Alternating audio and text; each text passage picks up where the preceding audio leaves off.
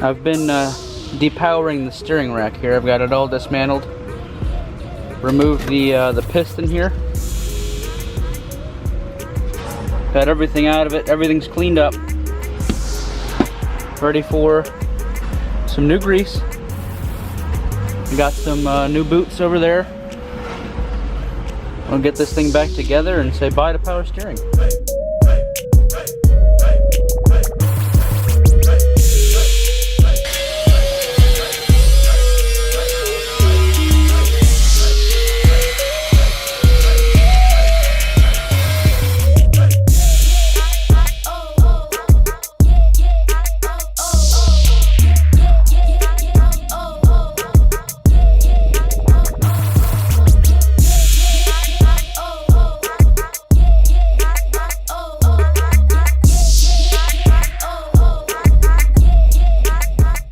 Alright, so the engine is in on the hatch if you're following along with this, so I'm not going to give too much away. So if you are following the build, you can see the rest of it, what we are building.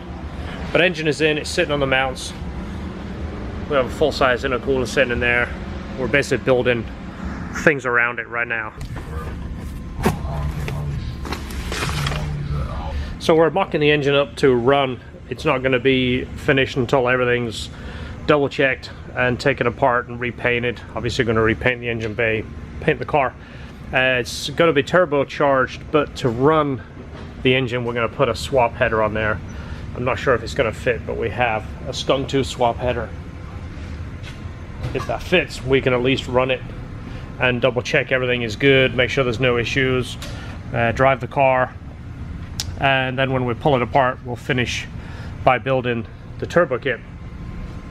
Over here the intercooler is installed. It's a 12-inch tall intercooler, and again it's all about efficiency. We're going for overkill. Tried to leave most of the cross member in, notch the cross member here so the radiator will fit. It's going to have 2 push fans on the radiator. Again, no AC condenser, so we've got 2 push fans that are going to go here. I think 2 11-inch push fans will fit, so we're not going to have any heating issues at all. Intercooler piping is going to be a 2.5-inch in, 3-inch out. Right now I'm building this pipe to come around. I've already drilled the plastic here so we can make a nice sharp turn here and keep this pipe in pushed back, so when the bumper goes on it's not going to protrude through the bumper like you often see. We don't do that. This wire is going to get cleaned up. We're building radiator hoses right now. The bottom hose is made. We have them the fittings where we need them. Again, we're making sure this fits, so this has to be joined, and then George is working on the fuel lines right now. Pulled the wiring harness off, do a little bit of a reroute. So I've pulled all this stuff off of it. Little pile of stuff here. And here we go.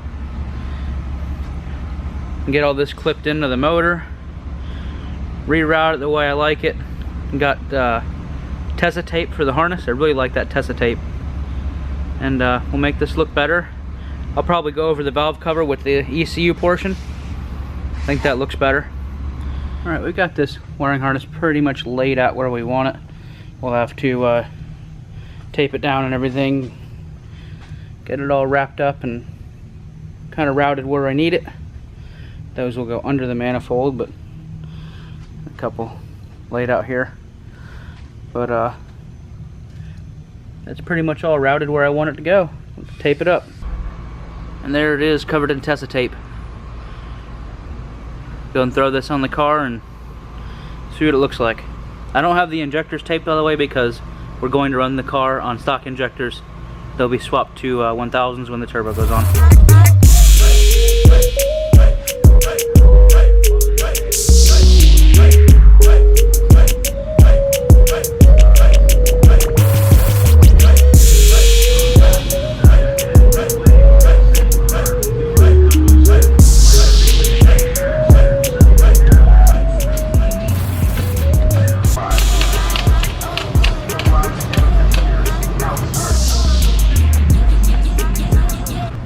Alright, so we changed the radiator hose made another change to it from our original design because we didn't like the positioning of it. Fuel lines are on, battery is in, battery cables are made. Right here is just a loop. That is where the turbo is going to intercept the water line, so we're just looping that so we can put water in it and have obviously water circulation. And it's got two good sized grounds on it. See one right here. We're not going to hook up the hydraulic system just yet. We should be close where we put fluids in and start it, right? Yeah.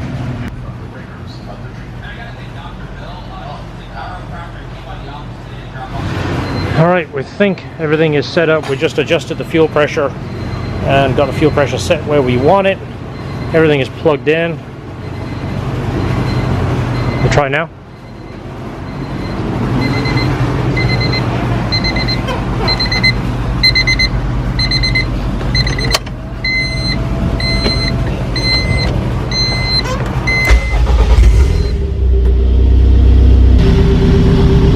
It's a good sign. No tack.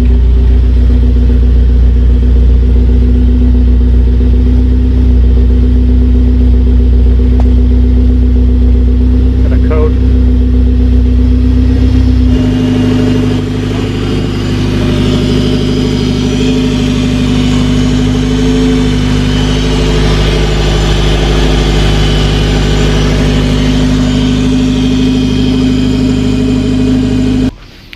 So some of the components we're going to be using for the hatch, you know it's going to be a K-series turbo by now.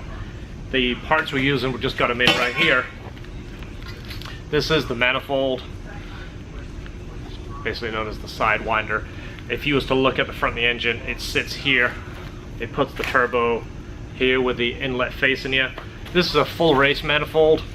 Why did we choose full race manifold? Well, it's the best. It really is.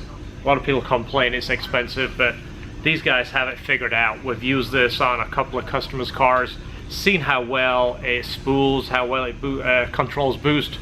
You can't beat it. Yeah, we can build them. We've built them in the past, but the time it takes to build one of these, there's more time in it than you realize. And our time with us being busy, it's better spent doing something else, basically. So. Also with the downpipe, they have a downpipe that goes with it. It's a nice downpipe, fits perfect. We've used it again in the past. Everything else we're going to fabricate because we want everything a certain way. Intercooler piping is going to be aluminum. It's more likely a 2.5 inch in, 3 inch out.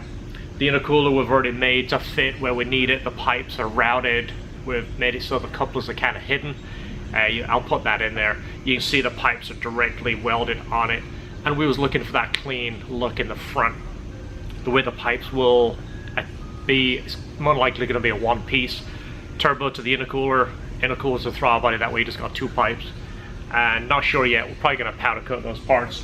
The turbo we are using, it's buried under there, it's a Garrett GTX 3071R. It's the same turbo we used on our all-wheel drive K-Site. And we were just so impressed how well that turbo spooled. The back runner is much shorter than the front runner, so it gives it a little bit of that Subaru sound, I guess. It's not a big deal. Once you build RPMs, you don't notice it, but you kind of see that runner, how much shorter that one is to this. We made ours 100% equal length. Looking at the logs, didn't change the spool at all. The other parts, obviously tile wastegate, tile blow-off valve, everything else we're going to build, the lines, the piping. Of course it's going to run on Honda with 1000cc injectors, and we'll be tuning it here. Some of the other things I'll show you along the way as we build them. So the master cylinder that's in the car is the original one, and we're going to change it to one of the S2000 ones. Main difference is the reservoir is built right onto the master cylinder itself, as opposed to the Civic one where this is offset on a hose. Not a big deal. These we keep in stock because we do a ton of S2000 master cylinders. This is just cleaner. It does require a spacer, so we're going to build a spacer so when this bolts in, this proportion is exactly right, so the clutch works like it should do. and we're going to put a new braided line. We're using one of the Clutch Master's braided lines to the slave cylinder, and again, it's kind of a clean-up piece. It's not an improvement, it's just nicer looking. Alright, so chasing a few more wires that is not in the harness, I guess. Temp sensor we got working, right now working on the tack, and then everything is good. So everything is good up here. We have throttle cable to make. We have no throttle cable yet. Clutch is in. We used a S2000 master cylinder and did the spacer. It's a lot cleaner. Now you see where the reservoir is all combined. Much cleaner. That line will be all tied up when it's done. Again, this is just a mock-up. It's not complete. We're probably going to test drive it, and that'll be it. Once it test drives, we'll know it's good. We'll tear it back apart and start the cleanup process. So these fog lights are really beat up, as you see. They're glass, but the glass is so beat up, and we're not needing fog lights. Obviously, our intercooler is going to be in the way of our fog lights, and again, we would have saved these if they were in good shape. And the bumper was so badly cut up, I don't want to see if we could salvage the bumper, so we went ahead and just purchased a new Honda bumper. That way we're not going to cut these inserts out, we're going to leave them just like they are. And again, not that these are heavy, but it's weight we don't need, and they look like crap, and of course they're kind of hard to find. So if you notice the fog lights are gone, that is the reason. See if we have some tachometer. Yeah, see if it works now. Look at that. No problem. Rah, rah, rah.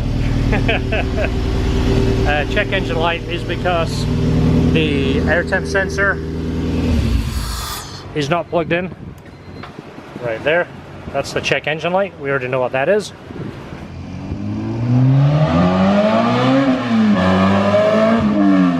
That sounds even worse. Well, at least it gives time. Sounds fantastic. All right, so we just did a little quick drive with the hatch. You like the multi-colored front? You like the theme that we're going? Well, it had, the bumper had fog lights in it, and it was all hacked. I mean, it was terribly hacked. So this is the factory Honda bumper, and we put it on to make sure it fits. See the intercooler is back there, and we kept all of the fins. It looks pretty factory in there. So we just temporarily hooked a few things up and got it driving. George just took it for a little drive, and it works. All motor, open header, just the way hatches seem to be these days, but not for very long, obviously. I'm gonna hit the key, let's take a listen. And again, the open header is just because we're driving it. This isn't the way we roll.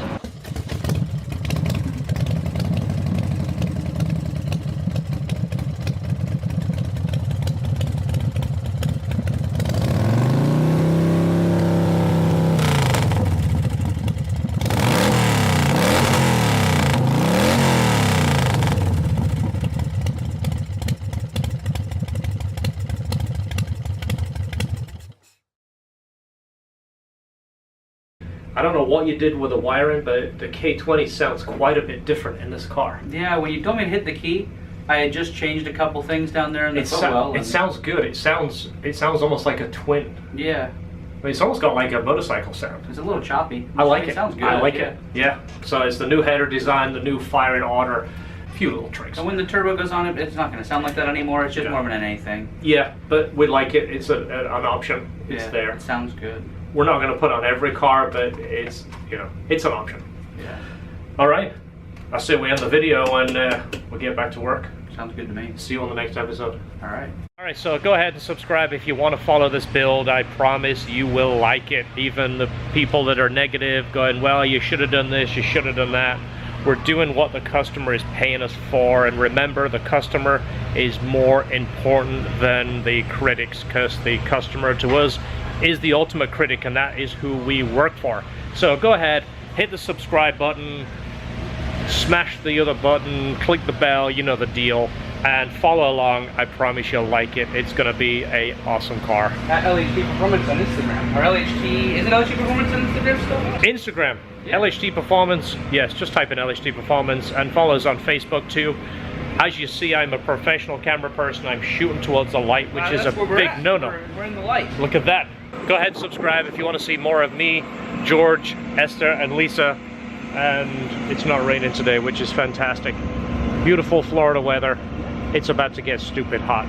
So thanks for watching.